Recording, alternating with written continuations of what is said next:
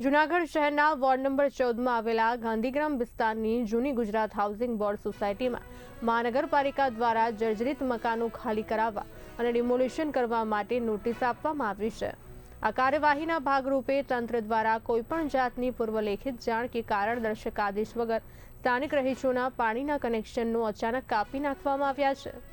ધોમધખતા ઉનાળામાં અને વેકેશનના ગાળા દરમિયાન પાણી જેવી જીવન જરૂરી પ્રાથમિક સુવિધા બંધ કરી દેવાતા સ્થાનિક ગરીબ અને મધ્યમ વર્ગના પરિવારો ભારે મુશ્કેલીમાં મુકાઈ ગયા છે।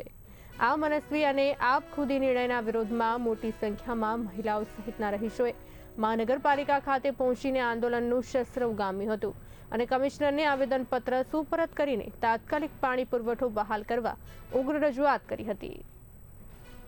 જે પ્રશ્ન છે કે ગુજરાત હાઉસિંગ બોર્ડ સોસાયટીના રહેવાસીઓનું પાણી મહાનગરપાલિકાએ બંધ કરી દીધું છે। એ લોકોનું કહેવાનું એમ છે કે અમે તમને જે નોટિસ આપી તે મુજબ તમે રિનોવેશન કરો, જેથી બધા રિનોવેશન બી કરાવે છે, પણ કરવામાં વાર તો લાગે, સમય મળે।